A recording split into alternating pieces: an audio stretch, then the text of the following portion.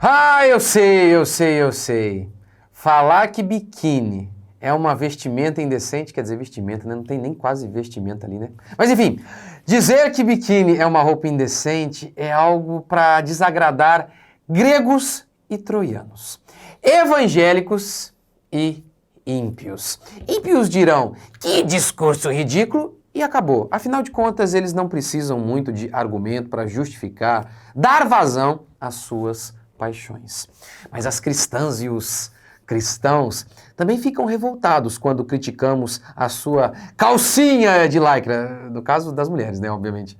Enfim, sim, basicamente esta é a única diferença entre calcinha e biquíni, o tecido. Um é de algodão, o outro é de lycra, só isso. Como que as pessoas não percebem? Parece que a cultura, ela provoca a mesma cegueira que o cinema, pois a diferença do Superman para o Clark Kent é apenas um óculos. Que coisa, não? Apenas um par de óculos. Como que ninguém nota? É um milagre. E é impressionante como que ninguém nota também que calcinha e biquíni não tem muita diferença. Mas hoje eu quero dar um argumento que me parece muito forte. Eu acho que é irrefutável para mostrar que este tipo de vestimenta não é adequada para cristã. E eu creio que você vai concordar comigo. Mesmo você que diz, não, eu acho que não tem nada a ver. Quer saber? Curta, comente, se inscreva. Bora para mais um vídeo. O argumento para mostrar que o biquíni não é uma veste adequada vem de vocês mesmas, irmãs. Vocês sabem que tal vestuário não é adequado. Sabe sim que desperta sensualidade nos outros. Sabe por que eu sei que você sabe? Por que você fica furiosa, revoltada, quando você pega o seu marido vendo, mesmo que seja de relance, foto de uma mulher de biquíni? Veja bem, que o seu marido veja outras mulheres de biquíni é errado, não é? Mas que outros homens te vejam de biquíni, não há problema? Não há uma incoerência aí? Tem uma coisa aí errada que não tá certa, hein? Tá vendo, irmã? Vocês sabem que o negócio é indecente. Tanto é que quando vocês veem seus maridos, ou se o seu marido tá lá olhando uma moça com biquíni, vocês ficam revoltados, não ficam? Por quê? Porque vocês sabem que não é uma vestimenta adequada. Sabem. Obviamente, eu estou usando aqui o biquíni apenas como isca, para falar de algo muito mais amplo. A pureza, a piedade cristã, a modéstia cristã. Sobre o guarda-roupa das irmãs. É impressionante como que falar deste tema desperta a fúria de muitos, que logo dizem, seu legalista. Mas o que seria um legalista? Ora, historicamente, o legalista seria aquele que acredita que a salvação é pelas obras. Essa é uma aplicação aí do legalista. Mas hoje, essa expressão legalista é muito mais usada como um sinônimo de farisaísmo.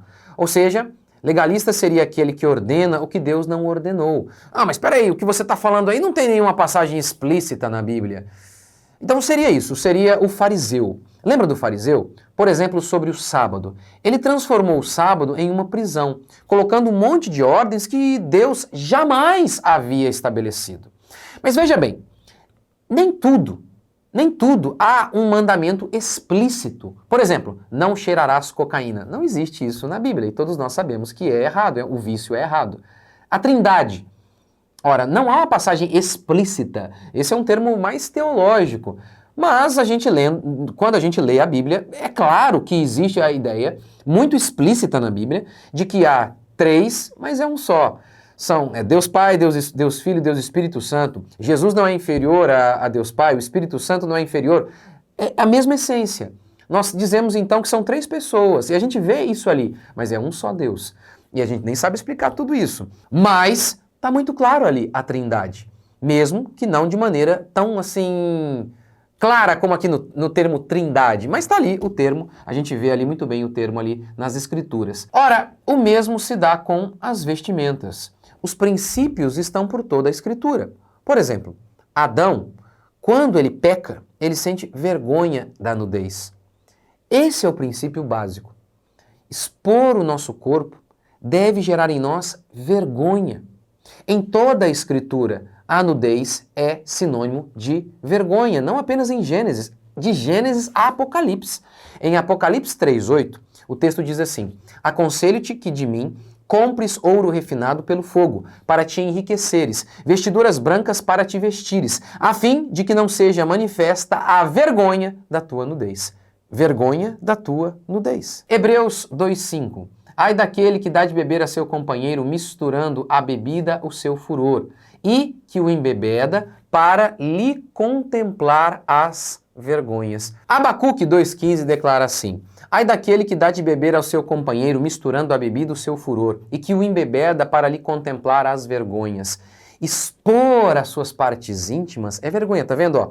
Aquele que embebeda para contemplar as vergonhas. Na Bíblia, as partes íntimas estão associadas à vergonha.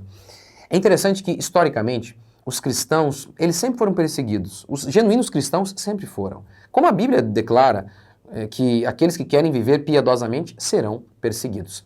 E por quê? Porque, via de regra, os cristãos... Porque é regra, os cristãos são diferentes. Por exemplo, em Roma, a cultura romana ela era totalmente sensual. Havia aqueles banhos públicos em que os romanos ficavam pelados. Eles não tinham muito pudor. O cristão já não. Era todo vestidinho, todo arrumadinho. Nós somos diferentes. Paulo fala sobre nós não nos amoldarmos à cultura deste mundo. Ou seja, a ideia aqui é, há uma forma. Já viu quando você faz, por exemplo, aí um bolo? Você tem um bolo em forma, tem uma forma lá de coração. Se você derrama a massa ali, ela terá a forma de um coração. O formato, a forma de um coração. Paulo está dizendo, não se amolde, não tenha o molde, a forma deste mundo. Mas é impressionante como que a cultura, ela nos engana. Como que, já que todo mundo faz, é correto. Eu gosto sempre de contar essa história, porque eu hoje tenho 41 anos. Mas há alguns anos eu estava vendo uma foto de minha esposa, quando eu tinha, 21 e ela tinha 19 anos mais ou menos. E eu já era cristão naquela época, eu amava a Deus, eu queria servir a Deus com todo o meu ser. E naquela época, minha esposa, a gente não tinha se casado ainda, mas eu olhei uma foto esses dias recentemente, desse período, quando a minha esposa tinha uns 19 anos. E eu olhei, não era nada absurdamente assim, comparado com o que a gente vê por aí, né? De sensual, mas para mim hoje, com o entendimento que eu tenho, eu falo, gente, nossa, não era adequado. Mas para mim naquela época era normal. E eu era crente. Isso mostra o quanto que a cultura ela tem o poder de tirar a nossa consciência, de aniquilar a nossa consciência, tirar a nossa vergonha, o nosso pudor. Já que todo mundo faz, por todos os lados a gente vê isso, logo é correto, mas é um absurdo. Paulo diz que nós não devemos ser semelhantes ao mundo. Várias vezes a gente vê isso no Antigo Testamento, Deus dizendo para o seu povo, eu separei vocês, vocês não são como aquelas nações. Várias ordens de Deus em relação a Israel estavam relacionadas a isso. Olha, não façam isso porque os ímpios fazem, eu não quero que vocês sejam como eles. Mas o que você vê de diferente hoje dos cristãos em relação ao mundo? Os cristãos se vestem como o mundo, trabalham como o mundo, criam seus filhos como o mundo e até cultuam como as pessoas do mundo. A cultura vai sendo...